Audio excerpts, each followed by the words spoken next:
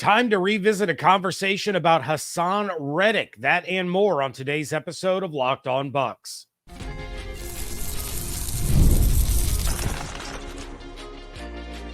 You are Locked On Buccaneers, your daily Tampa Bay Buccaneers podcast. Part of the Locked On Podcast Network, your team every day.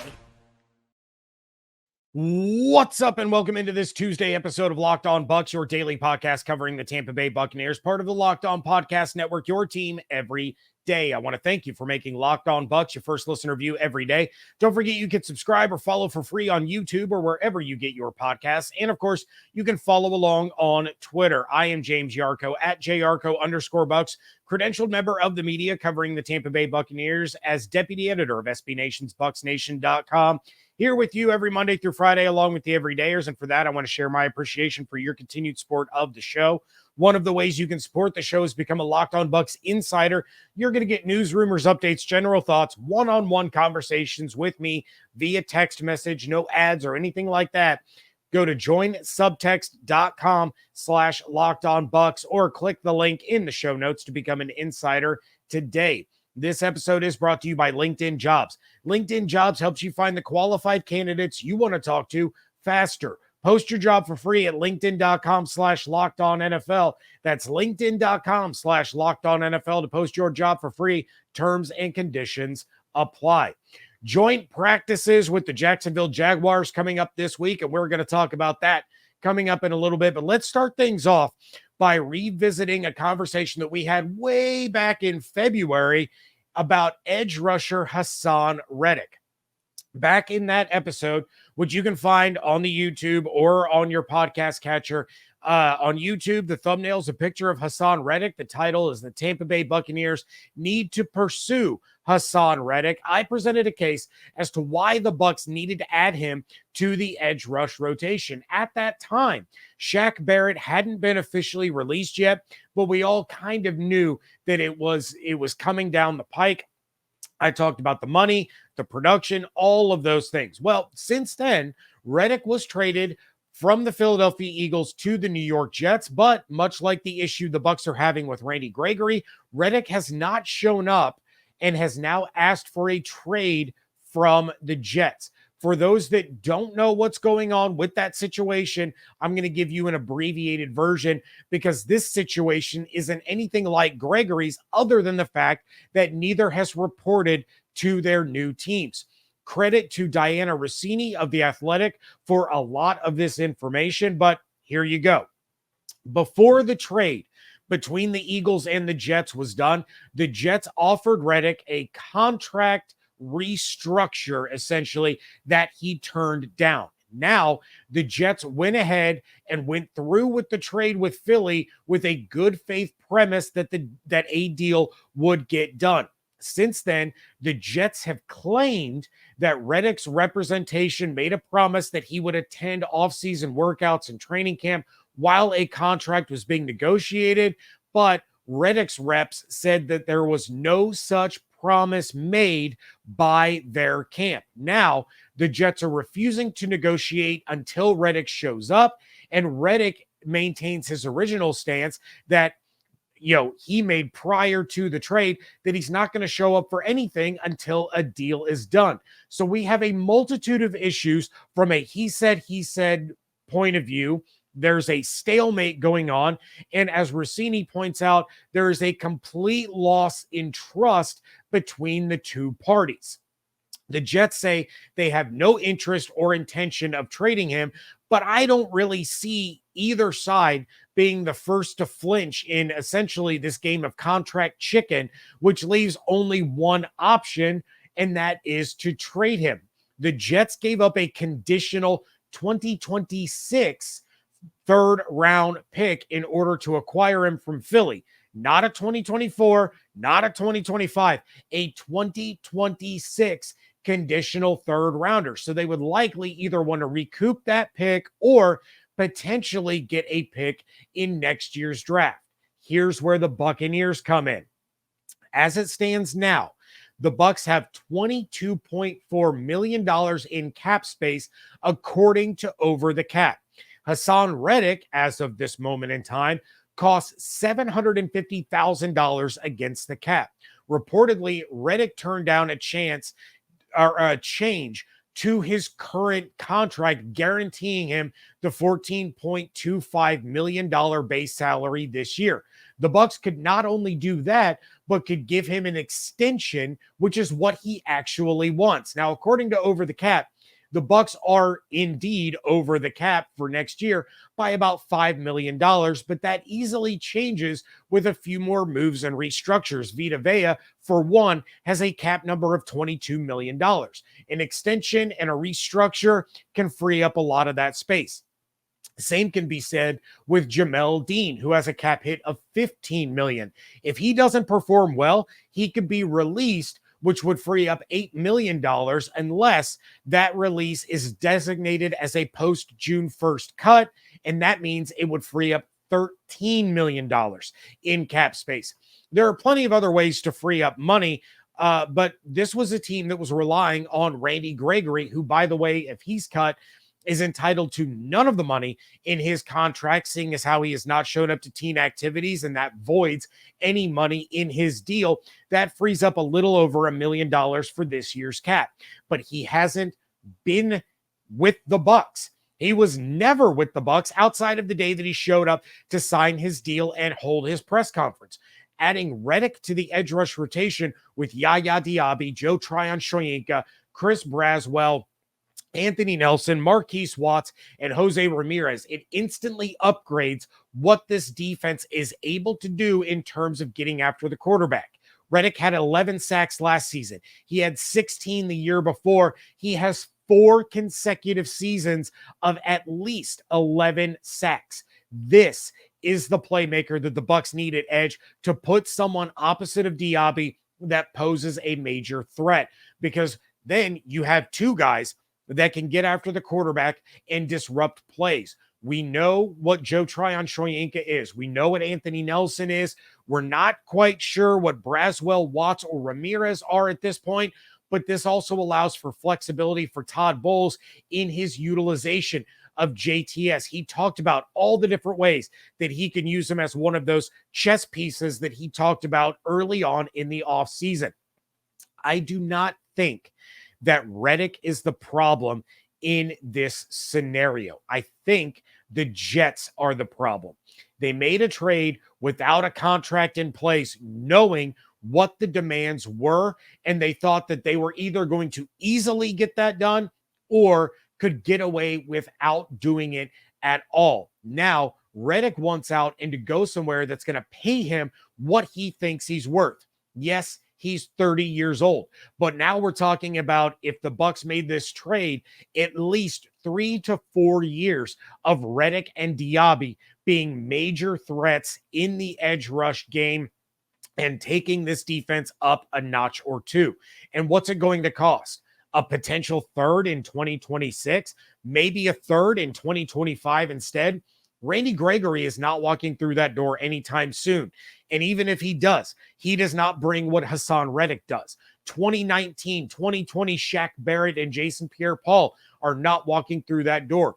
You want a piece to add to this defense to make it as effective as possible and to be able to use all the playmakers the way they need to be used. Then Jason Light and Todd Bowles really need to consider getting on the phone with Joe Douglas over there with the Jets and get this thing hammered out. They get a contract worked out that helps both sides, gets Reddick into the building, and all of a sudden you have a massive upgrade on defense. This season is just around the corner, and if you're going to make a move of this magnitude, it needs to happen as soon as possible so that you can get the guy in the building, get him up to speed, and make sure that he's out on the field making plays week 1. Someone in the 2024 NFL season is going to have Haason Reddick as a legitimate option and outside linebacker / edge rusher. That team needs to be the Tampa Bay Buccaneers, especially after all the issues that they have had with Randy Gregory and the already looming question marks that they have at the top of their rotation. Joint practices with the Jaguars this week. We are talking about it next on today's episode of Locked On Bucs, part of the Locked On Podcast Network, your team every day. Passion, drive, and patience, the formula for winning championships, is also what keeps your ride or die alive. eBay Motors has everything you need to maintain your vehicle and level it up to peak performance. Superchargers, roof racks, exhaust kits, LED headlights, brakes, rotors, and so much more. Whether you're into speed or power or style, eBay Motors has you covered. With over 122 million parts for your number one ride or die, you're always going to find exactly what you're looking for. And with eBay Guaranteed Fit, your part is guaranteed to fit your ride every time or your money back. It removes all the stress of shopping for things for your vehicle. With eBay Motors, you're burning rubber, not cash. With all the parts you need at the prices you want, it's easy to make your car the MVP and bring home huge wins. Keep your ride or die alive at ebaymotors.com. Eligible items only, exclusions apply. eBay Guaranteed Fit only available to U.S. customers. Thank you again for making Locked On Bucs your first listen or view every single day. For your second listen, enjoy the Locked On Fantasy Football podcast. Get daily insight to the best fantasy draft strategies so you can win your league this season. Part of the Locked On Podcast Network, your team every day. I reached out to a lot of the insiders and asked, would you like a Buccaneers-oriented fantasy football episode on the show? Most of the folks said yes, they would love it. Some said, I don't play fantasy football, but I would like the insight and the comparison to other players in the NFC South just the same. So I'm going to have that coming up for you on tomorrow's episode ahead of these joint practices with the Jaguars, which happened this week. Next week, they have joint practices with the Dolphins. So the Bucs are heading to Jacksonville to work with the Jags before their preseason game on Saturday. And as the preseason has evolved or devolved, depending on how you look at it, joint practices across the league seem to have increased. Instead of that third preseason game dress rehearsal that so many of us were used to for so long, more teams are putting a bigger emphasis on the work done in joint practice rather than during a preseason game. Now, that has its pros and cons. The pros to me are that it's a more controlled and structured environment to have your top players going against their top players. It's not as physical most of the time, which reduces the risk of injury. The cons, well, as we saw last week, there were fights aplenty that resulted in massive fines for different teams. It's also impossible to replicate the game speed and situations in a controlled practice environment. And take it as someone close to Cincinnati and watching the Bengals not play all their starters in preseason for a couple of years, it can lead to a slow start in the regular season, which is something that the Bucs absolutely cannot afford under any circumstances. More about that coming up in a little bit. But then you have a case like last year where the Buccaneers were supposed to have joint practices with the Jets, and the Jets canceled at the last minute, forcing the Bucs to scramble around and find other practice accommodations since they were already in New York. All that said, there are plenty of benefits to joint practices, and Todd Bowles talked about it with the media on Monday, saying, quote, I think they're huge for fundamental and technique purposes. Going against different schemes and different people, they show you what your weaknesses are and what you need to change and work on. You get a lot of work that way, and that's what we're looking for. End quote. In regards to the fighting or the brouhahas, Bowles said, quote, we're not trying to hurt each other. We're trying to make each other better. I know I've seen some scuffles on TV lately where they're getting heated and all that. Hopefully that doesn't happen, end quote. If these are taken seriously, and by these I mean the joint practices, they really, really can help both teams. And it's not as if these two teams are anything more than kind of fake rivals because they happen to play in the same state. There's no division rivalry. They aren't even in the same conference. Neither one of these teams is going to steal a playoff berth from the other when games truly matter.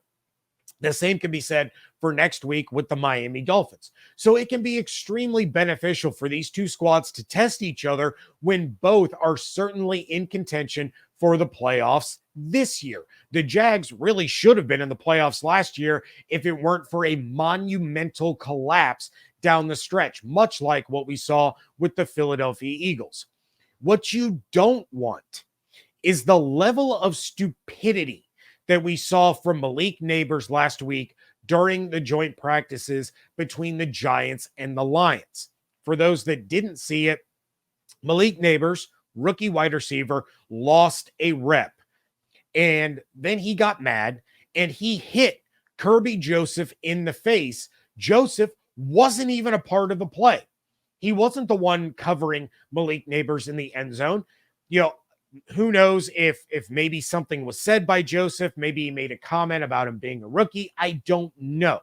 But Malik Neighbors got mad, popped Joseph in the face, and it started an all-out brawl between the two teams. There was absolutely no reason for it. I don't know if Neighbors is dumb or if it was a rookie with an ego getting overly frustrated, if he was trying to send his message to get his team fired up, if he was retaliating over a verbal comment rather than something physical that happened, whatever the case was, there's no justification of it.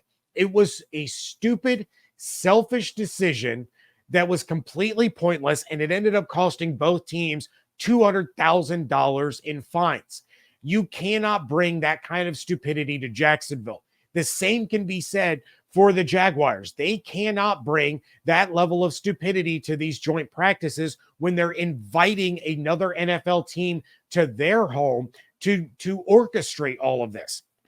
You go out there, you practice, you work on winning your reps, you work on trying to help each other get better because, again, there's no rivalry. There's no crossover between these two squads. It is simply two teams coming to practice together ahead of a preseason game. Why risk players on either team getting suspended or getting hurt over something so minute, so minuscule, and just dumb to start an all-out brawl? And I realize this is a high testosterone sport. I say it to my son all the time. Even at 15 years old, I tell him, you're not going to get in trouble with me for things that you say on the ice within reason, because I understand you are a 15-year-old boy. It's a high testosterone sport. There's a lot of, there's a lot going on the ice where guys are getting hit, they're getting frustrated, they're trying to get back at one another. I understand all that. What you will get in trouble for is something stupid. Don't go out there and start a fight and get yourself suspended and hurt your team, in the next game. Don't go out there and get an ejection and hurt your team on the ice this week. Don't get a major penalty and you sit in the box for almost an entire period. Those are the stupid things that I'm going to chew you out for. I don't care what words you say, again, within reason, when you're out there, because I understand at 15 years old, those tempers flare and you guys don't really have the mental maturity to try to, deal with that in real time and to suppress that. So there is a healthy outlet for you in that moment. The same can be said for these grown men that are out there in the Florida heat, battling with one another, hitting one another, getting into, all of these different drills. But there has to be a cutoff level where if you're punching somebody in the face, if you're swinging your helmet at somebody's head, that's where you have to take a step back and say, you know what, this is really dumb. I'm putting myself in jeopardy. I'm putting my team in jeopardy. I'm putting my bank account in jeopardy over what? Over a practice rep? Keep your cool and just understand what you're there for. And it's to have reps in practice against guys that you haven't been going up against for the last 3 weeks. However, that should not stop the Buccaneers from getting their starters on the field this coming Saturday. That is coming up next on today's episode of Locked On Bucs. When you're hiring for your small business, you want to find quality professionals that are right for the role. That's why you have to check out LinkedIn Jobs.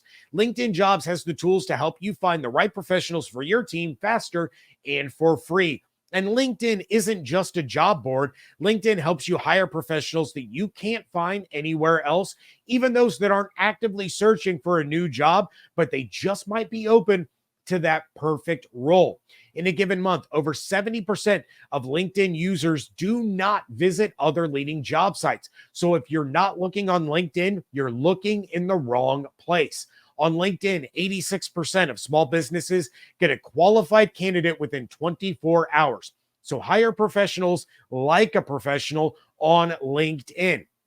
And they're constantly finding ways to make the process easier for you. They just launched a feature that helps you write job descriptions, making the process even quicker and easier. Post your job for free at linkedin.com/lockedonnfl. That's linkedin.com/lockedonnfl to post your job for free. Terms and conditions apply. Wrapping things up here on a Tuesday edition of the Locked On Bucs podcast. And look, I don't care if it's just a series. It could be the first quarter. It could be the first half. But you cannot keep the starters sidelined for an entire preseason, or it's going to end up biting you in the butt. When there's only 3 preseason games and then a bye week before the first regular season NFL action, you truly cannot afford to not get some legitimate reps for your starters. The NFL, for all the parity and how close the worst and best teams really truly are, more so than in any other professional sport, expecting your starters to hit the field and light up the scoreboard with no full speed snaps in preseason is an absolutely terrible idea.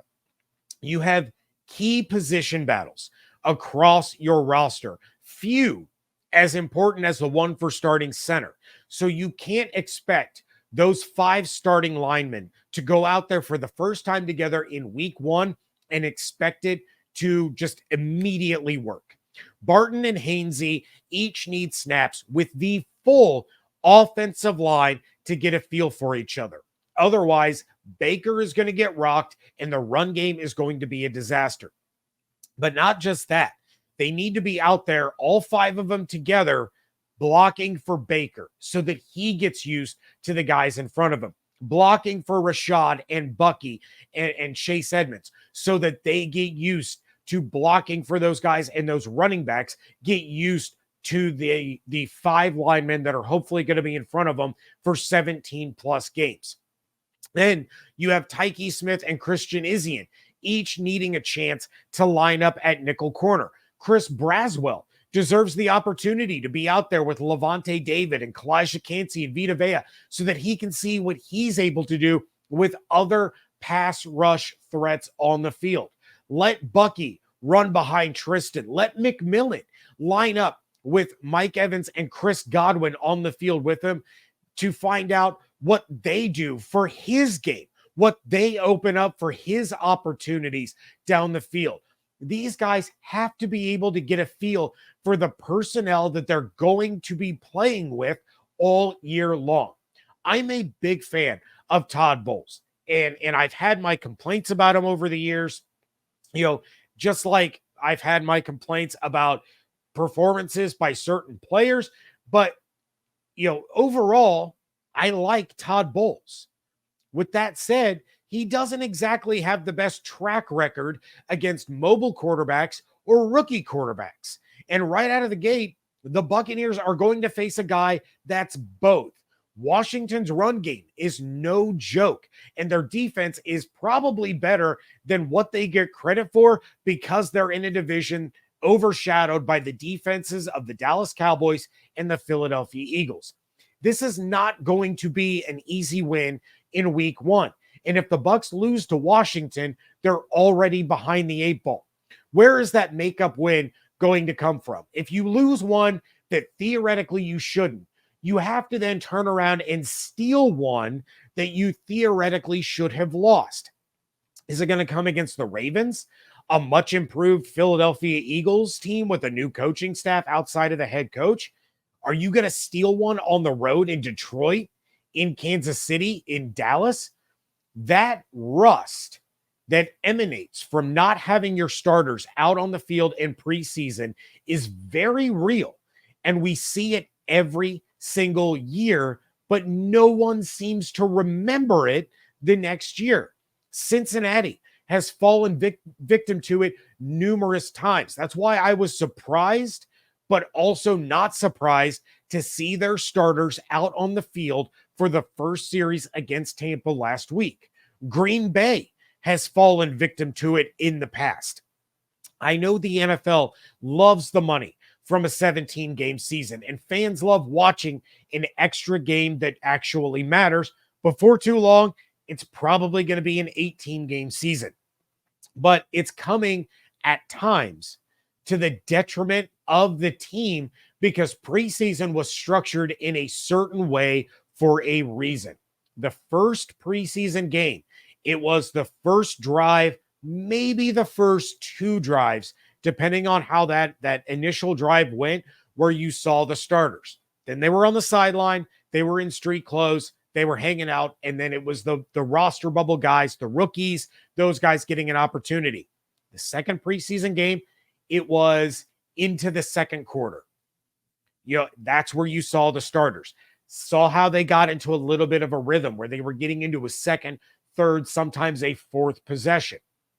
Third preseason game, that was the dress rehearsal. It was the full first half, and it was into the third quarter where you were seeing the starters on both sides of the field really getting into a rhythm, really starting to find a feel for the game. And then the fourth preseason game, there were no starters. It was all rookies. It was all roster bubble guys. If you were locked in to make the roster, you were not on the field that fourth preseason game. And then the next week, it was the preseason. Now, that fourth preseason game has been replaced by a bye week, and you're replacing preseason games with joint practices and not getting your players out on the field for live snaps, and it can have lasting effects come September.